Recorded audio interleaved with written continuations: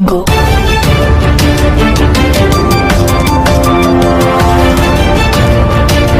ବର୍ତ୍ତମାନ ବଡ଼ ଖବର ପାଣିପାଗକୁ ନେଇ ବଡ଼ ସୂଚନା ନୂଆ ଅପଡେଟ୍।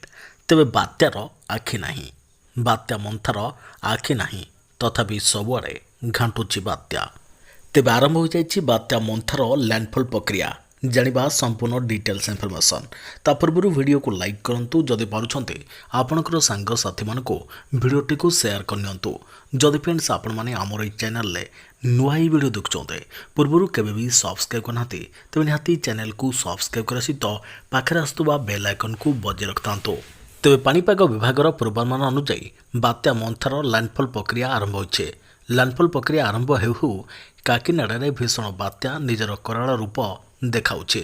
ଏହାକୁ ଦୃଷ୍ଟି ରଖି ଆନ୍ଧ୍ରରେ ରାତ୍ରିକାଳୀନ କର୍ଫ୍ୟୁ ଜାରି ହୋଇଛି। କାହାରିକୁ ବାହାରକୁ ବାହାରିବା ପାଇଁ ଅନୁମତି ନାହିଁ, କୌଣସି ଗାଡ଼ି ଚାଲିପାରିବ ନାହିଁ। ବିଭିନ୍ନ ସ୍ଥାନରେ ଚେକିଂ ବ୍ଲକିଂ କରାଯାଉଛି। ଏହା ହଜାର ପୋଲିସ ଏହି କାର୍ଯ୍ୟରେ ନିୟୋଜିତ ରହିଛନ୍ତି। ଆନ୍ଧ୍ରରେ ପ୍ରଭାବିତ ହେବାକୁ ଥିବା ସବୁ ଜିଲ୍ଲାର ଜିଲ୍ଲାପାଳ ଆଲର୍ଟ ମୋଡରେ ରହିଛନ୍ତି। ତେବେ ଛୋଟ ବାତ୍ୟା ହୋଇଥିବାରୁ ଏହି ବାତ୍ୟାର ଆଖି ନାହିଁ।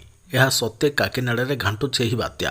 ପ୍ରବଳ ବର୍ଷା ହେଉଥିବା ବେଳେ ସୁସୁ ଗର୍ଜନ ଛାଡ଼ୁଛି ସମୁଦ୍ର। ଜିରୋ କାଜୁଆଲିଟି ଉପରେ ଗୁରୁତ୍ୱ ଦେଇଛନ୍ତି ସରକାର। ସେପଟେ ଲ୍ୟାଣ୍ଡଫଲ୍ ପ୍ରକ୍ରିୟା ଆରମ୍ଭ ହେବା ପରେ କୋରାପୁଟରେ ପ୍ରଭାବ ଦେଖିବାକୁ ମିଳିଛି। କୋରାପୁଟ ଜିଲ୍ଲା ପଟାଙ୍ଗୀରେ ବାତ୍ୟା ମନ୍ଥାର ପ୍ରଭାବ ଅନେକ ଘର ଭାଙ୍ଗିଛି। ପେଟୁରୁ, ରାଲେଗଡ଼ା ଓ ଚନ୍ଦକା ପଞ୍ଚାୟତ ବହୁ ଘର ଭାଙ୍ଗିଛି। ଖବର ଲେଖାଯିବା ସୁଦ୍ଧା 3ଟି ପଞ୍ଚାୟତରେ ମୋଟ 14ଟି ଘର ଭାଙ୍ଗିଥିବା ସୂଚନା ମିଳିଛି।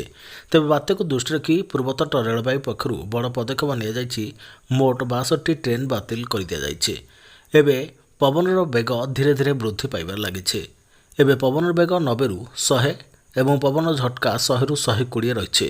ବାତ୍ୟା ଓଡ଼ିଶା କିମ୍ବା ଆନ୍ଧ୍ର ପାଇଁ ନୂଆ ନୁହେଁ। ଲୋକେ ପ୍ରଶାସନିକ ନିର୍ଦ୍ଦେଶକୁ ମାନୁଥିବେ ବୋଲି ଆଶା କରାଯାଉଛି। ଲ୍ୟାଣ୍ଡଫଲ୍ ପ୍ରକ୍ରିୟା ପୁରା 5 ଘଣ୍ଟା ଧରି ଚାଲିବ। ଲ୍ୟାଣ୍ଡଫଲ୍ କରିବା ପରେ କାକିନାଡ଼ାରେ ବ୍ୟାପକ କ୍ଷୟକ୍ଷତି ଘଟାଇବା ଆରମ୍ଭ କରିଛି। ଲ୍ୟାଣ୍ଡଫଲ୍ ପ୍ରକ୍ରିୟା ଆରମ୍ଭ ହେବା ପରେ ସୁସୁ ଗର୍ଜନ ଛାଡ଼ୁଛି ସମୁଦ୍ର। ତେବେ 4ରୁ 5 ଘଣ୍ଟା ଲାଗିଯିବ ଲ୍ୟାଣ୍ଡଫଲ୍ ପ୍ରକ୍ରିୟା। ସ୍ଥାନୀୟ ଲୋକଙ୍କ ପାଇଁ ଏହା ଗୁରୁତ୍ୱପୂର୍ଣ୍ଣ ସମୟ। ବାତ୍ୟାକୁ ଦୃଷ୍ଟି ରଖି କାକିନାଡ଼ାରେ ଲୋକଙ୍କୁ ସୁରକ୍ଷିତ ସ୍ଥାନକୁ ସ୍ଥାନାନ୍ତର କରାଯାଇଛି। ଏବେ ସମୁଦ୍ର ସମ୍ପୂର୍ଣ୍ଣ ଅଶାନ୍ତ ହୋଇପଡ଼ିଛି। ଉଠୁଛି ଉଚ୍ଚ ଉଚ୍ଚ ଜୁହାର। ପ୍ରତିବର୍ଷ ବାତ୍ୟା ଦେଖୁଥିଲେ ସୁଦ୍ଧା କୋକୁଆ ଭୟରେ ରହିଛନ୍ତି ଲୋକେ। କାକିନାଡ଼ାକୁ ପୁରା ଖାଲି କରିଦେଇଛି ପ୍ରଶାସନ। 14 ଲକ୍ଷ ବାତ୍ୟା ଦ୍ୱାରା ପ୍ରଭାବିତ ହେବ। 1.5 ଲକ୍ଷ ଲୋକଙ୍କୁ ସ୍ଥାନାନ୍ତର କରାଯାଇଛି। ଏଥିରେ ସବୁ ବର୍ଗର ଲୋକ ସାମିଲ ରହିଛନ୍ତି। ବାତ୍ୟା ମନ୍ଥାର ପ୍ରକୋପ ଏତେ ଭୟଙ୍କର ଯେ ତୁହାକୁ ତୁହା ବର୍ଷା ଲାଗି ରହୁଛି। ଗଜପତି ପ୍ରଶାସନ ଦିନ ରାତି ଏକ କରି ପ୍ରତିଟି ବ୍ଲକର ଆଶ୍ରୟସ୍ଥଳୀ ବୁଲି ବୁଲି ସମସ୍ତ ପ୍ରକାର ସହଯୋଗ କରି ଲୋକଙ୍କୁ ସୁରକ୍ଷିତ ସ୍ଥାନାନ୍ତର କରୁଛନ୍ତି। ଏହାରି ମଧ୍ୟରେ ଆରୁ ଉଦୟଗିରି ବ୍ଲକର ଅନଘା ପଞ୍ଚାୟତର ରାସ୍ତା କଡ଼ ପାହାଡ଼ରୁ ବିରାଟକାୟ ପଥର ଖସି ରାସ୍ତା ଅବରୋଧ ହୋଇଥିବା ଦେଖିବାକୁ ମିଳିଛି। ବଡ଼ଗାଁ ରାସ୍ତା ଅବରୋଧ ହେବାରୁ ପଞ୍ଚାୟତରେ ଯାତାୟାତ ଠପ୍ ହୋଇଯାଇଛି।